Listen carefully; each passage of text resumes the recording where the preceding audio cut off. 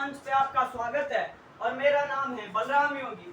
और जैसा कि पिछली क्लास में मैंने आपको बताया था कि अपनी जो अगली क्लास होगी वह आमेर के कछवार राजवंश के बारे में अपन चर्चा करेंगे। तो इस आमेर के कछवार राजवंश को पढ़ने से पहले मैं आपको एक मोटिवेशनल स्पीच सुनाता हूँ। उसके बाद में अपन अपनी ये जो क्लास है इसकी शुरुआत करेंगे। तो बरसात से मुलाकात यूं ही नहीं होती कि बरसात से मुलाकात यूं ही नहीं होती, धरती को धूप में जलना पड़ता है शोहरत के शिखर पर चढ़ने के लिए, कि शोहरत के शिखर पर चढ़ने के लिए घुटनों के बल भी चलना पड़ता है। जो संघर्ष से परिचित नहीं होते, कि जो संघर्ष से परिचित नहीं होते, इतिहास गवाह है कि वो कभी चर्चित नहीं होते। तो कहने का मतलब आप अच्छे से पढ़ते रहो और आगामी आपकी जो बीएसटीसी की परीक्षा है, राजस्थान एलडीसी की है, उसके अलावा राजस्थान की जो सभी प्रतियोगी परीक्षाएं हैं उनके बारे में आपको राजस्थान जीके, कहने का मतलब किसी भी एग्जाम में राजस्थान जीके 70% पूछा जाता है। तो आप अपनी तैयारी को मजबूत करें और ऐसे ही तैयारी करते रहें। तो इन्हीं शुभकामनाओं के साथ में आज अपन किसकी शुरुआत करने वाले हैं, आमेर के कछवार राजवंश की। तो कछवार राजवंश को पढ़ने से पहले अपन इसकी कुछ जो बेसिक जानकारी है उसकी बात करते हैं। तो आमेर का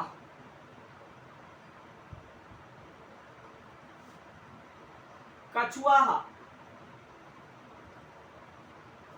राजवंश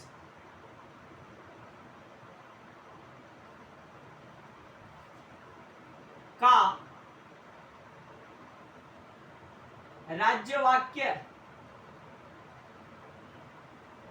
क्या था? यतो धर्म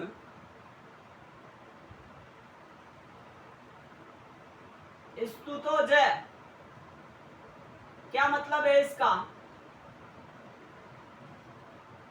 इसका मतलब यह है कि जो अपने धर्म पर अड़िग रहेगा भगवान भी उसकी सहायता करेगा। तो आमेर का जो ये कछवार राजवंश है इसका राज्य वाक्य था ये तो धर्म स्तुतो जय। और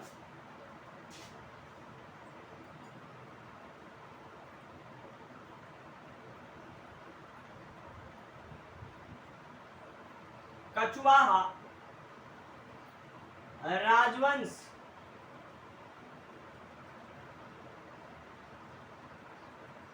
का राजध्वज, तो इनका जो झंडा था, कहने का मतलब जो तिरंगा था, राजध्वज था, वह क्या था? पंचरंगी ध्वजा।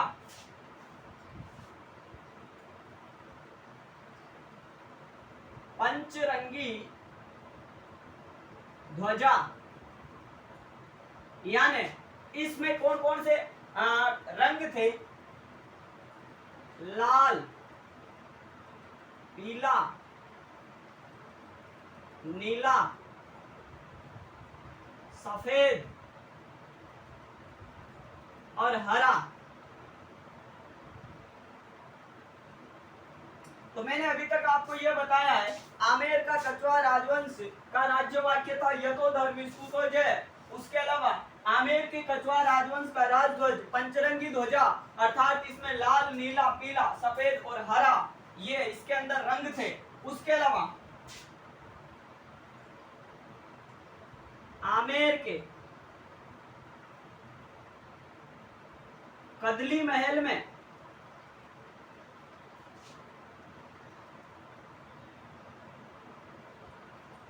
कछवाहा शासकों का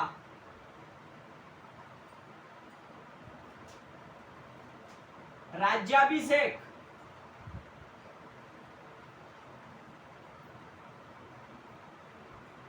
किया जाता था।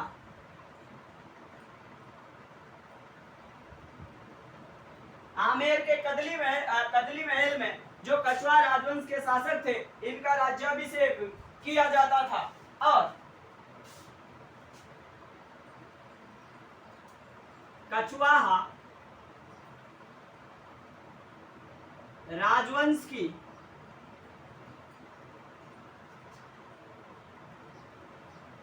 कुल देवी जमुआए माता थी।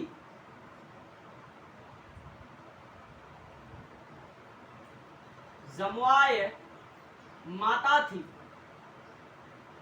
उसके अलावा कछवाहा राजवंश की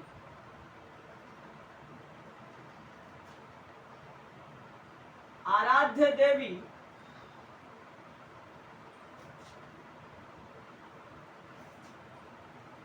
शिला माता थी।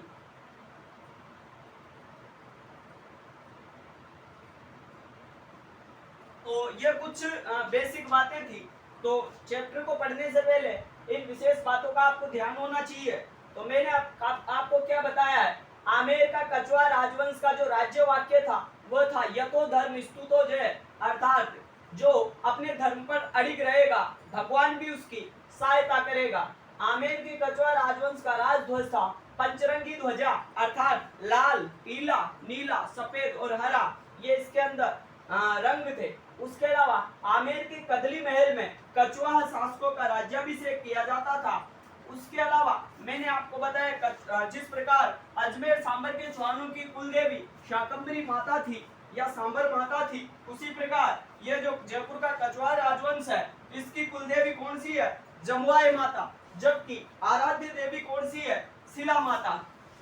तो अगर आपसे कुलदेवी पूछे तो आप बताओगे जमुआए माता, और आराध्य देवी पूछे तो आप बताओगे शिला माता, क्योंकि जो ये राजा मानसिंह थे ये 1594 में बंगाल के केदार को पराजित करके इस शिला माता की मूर्ति को यहाँ पे लाए थे और आमेर जयपुर में ये स्थापित करवाई थी। तो कुलदेवी जमुआए माता और आराध्य देवी शिला माता। तो अब अपन इस वंश की शुरुआत करने वाले हैं। तो किस प्रकार आमेर में कछवाहा राजवंश को इस्टेब्लिश किया गया था और ये किसके द्वारा इस्टेब्लिश किया गया, कौन इस वंश का आदि पुरुष या फिर मूल पुरुष था, और किस प्रकार इस वंश का साम्राज्य स्थापित हुआ, तो इन सभी बातों की अपन चर्चा करेंगे। तो यहाँ पे जो पहले शासक बने उनका नाम था तेजकरण।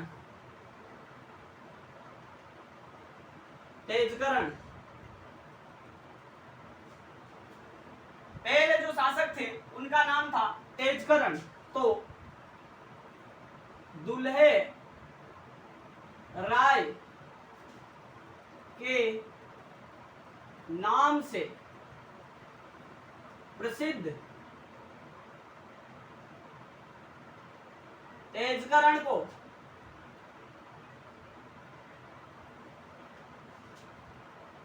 कछवाहा राजवंश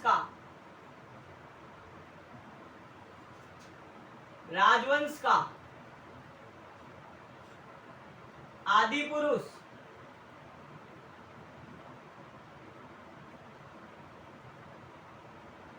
मूल पुरुष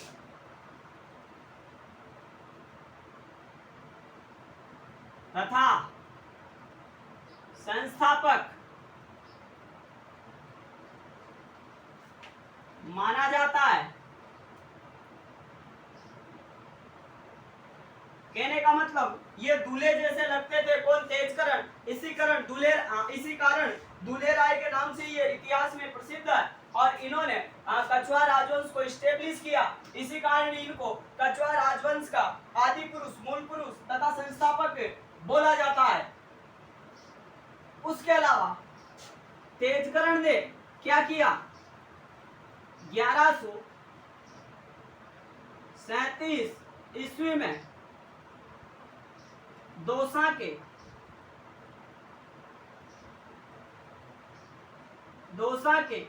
बड़ गुजरों को पराजित करके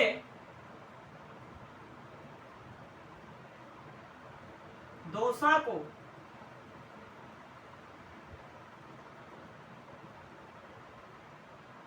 अपनी राजधानी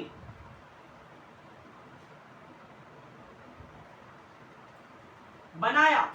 ये जो दुलेराय या फिर तेजकरण था, इसने 1137 में दोसा के बड़गुजरों को पराजित करके दोसा को अपनी पहली कैपिटल, कहने का मतलब राजधानी बनाया। उसके अलावा इसने क्या किया, 1137 ईस्वी में रामगढ़ के मीणाओं को पराजित करके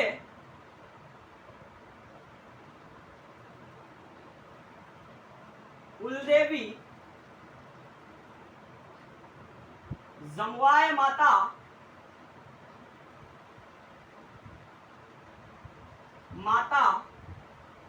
के मंदिर का निर्माण जमुआ रामगढ़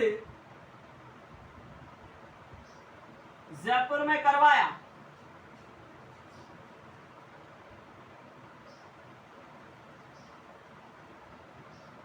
करवाया 1137 में दोसा के बड़गुजरों को डिफीट किया गया और दोसा को अपनी कैपिटल बनाया गया। उसके अलावा इसी तेजकरण के द्वारा रामगढ़ के मेणाओं को पराजित किया गया और जमुआ रामगढ़ में कुलदेवी जमुआई माता के मंदिर का निर्माण भी इसी तेजकरण या फिर दुलेराय के द्वारा करवाया गया था। उसके अलावा यहाँ पे नोट लगा के मैं एक बात लिख देता हूं,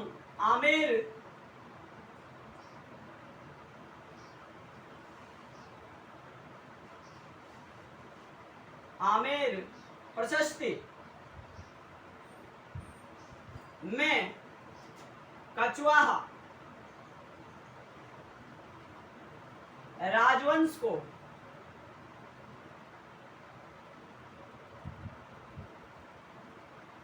रघुवंश तिलक बोला गया है, जो भगवान रामचंद्र के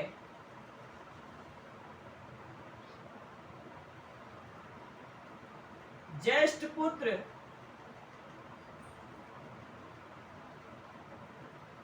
उसके वंशज थे।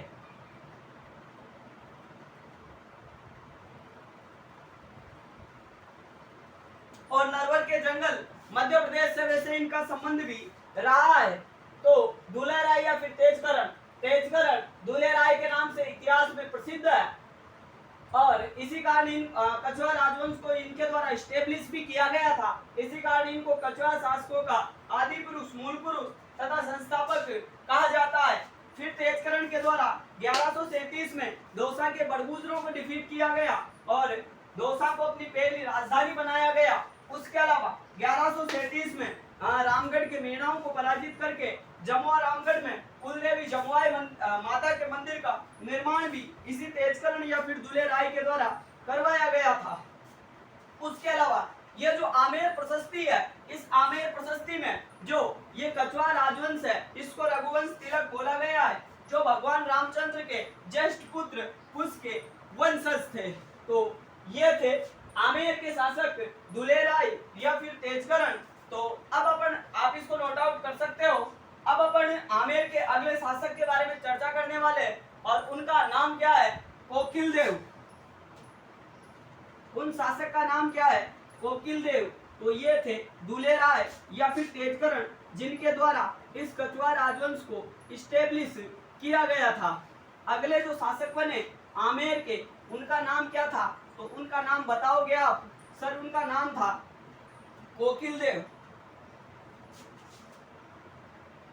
दूसरे जो शासक बने उनका नाम था कोकिल देव। तो इसके द्वारा क्या किया गया, 1207 ईस्वी में आमेर पर अधिकार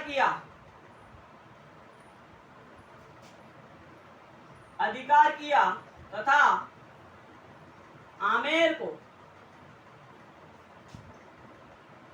अपनी कैपिटल मतलब राजधानी बनाया। तो कोकिल देव के बारे में अपन को एक ही बात याद रखनी, वैसे तो इसने अपने साम्राज्य का शेखावाटी तक विस्तार किया था, लेकिन आपको याद क्या रखना है, कोकिल देव 1207 में आमेर पर अधिकार किया, वो आमेर को अपनी पहली राजधानी बनाया। उसके अलावा दौसा को किसने राजधानी बनाया था, तो दौसा को बनाया था राजधानी किसने, दुल्हे राय या फिर तेजकरण ने, और उस दुल्हे राय या फिर तेजकरण ने लालसोट की राजकुमारी से भी शादी की थी। तो अपन को जो एग्जाम की दृष्टि से जो महत्वपूर्ण बात है वही याद रखनी है। कोकिल देव के बारे में आप याद रखोगे, आमेर को अपनी राजधानी बनाया, कब बनाया, 1207 में। और अगले जो शासक हैं यहाँ के, उनका जो नाम है, उनका नाम है पृथ्वी सिंह, पृथ्वी सिंह कछवाहा, कछवाहा। तो जैसे आपको पता होगा जो खानवा का युद्ध था, खानवा का युद्ध, और युद्ध कब हुआ, 17 मार्च 1527 ईस्वी को भरतपुर जिला और तहसील कौन सी, रूपवास। ये भी एक बार पूछा जा चुका है, कौन से जिले की किस तहसील के अंतर्गत ये खानवा का युद्ध हुआ था, तो भरतपुर जिले की रूपवास तहसील के अंतर्गत ये खानवा का युद्ध हुआ। एक तरफ मेवाड़ के शासक का नाम था संग्राम सिंह, मेवाड़ के शासक कौन थे, संग्राम सिंह। और इधर बात करें मुगल वंश के शासक की, तो उनका नाम था बाबर। इन दोनों के बीच में यह युद्ध हुआ, और युद्ध में विजय किसको मिली, मुगल वंश के बाबर इसमें विजयी रहे थे। तो मैं आपको ये बताना चाहता हूँ, खानवा का युद्ध 17 मार्च 1527 को भरतपुर जिले की रूपवास तहसील के अंतर्गत हुआ था। एक तरफ संग्राम सिंह और दूसरी तरफ मुगल वंश के महाराजा बाबर। तो होता क्या है, इस पृथ्वी सिंह कछवाहा के द्वारा किसका साथ दिया गया, संग्राम सिंह का साथ दिया गया था। किसका साथ दिया, इसने संग्राम सिंह का साथ दिया। और किस प्रथा के अंतर्गत दिया गया था, तो पाती पेरवन प्रथा। ये पाती पेरवन प्रथा मैं पहले आपको बता चुका हूं, जब मैंने मारवाड़ का राव गंगा बताया था कि इसने अपने पुत्र मालदेव को पाती पेरवन प्रथा के अंतर्गत सांगा का साथ देने के लिए भेजा था। तो पाती पेरवन प्रथा में क्या है, कहने का मतलब संकट के समय में आप हमारी सहायता करो और हम भी आपकी सहायता करेंगे, यही पाती पेरवन प्रथा है। तो पाती पेरवन प्रथा के अंतर्गत ये जो आमेर का पृथ्वी सिंह कछवाहा था, ये मेवाड़ के संग्राम सिंह का साथ देने के लिए इस खानवा के युद्ध में आया था। उसके अलावा पृथ्वी सिंह कछवाहा के बारे में एक बात और आती है, क्या इसने अपना साम्राज्य अपने 12 पुत्रों में समान रूप से विभाजित किया।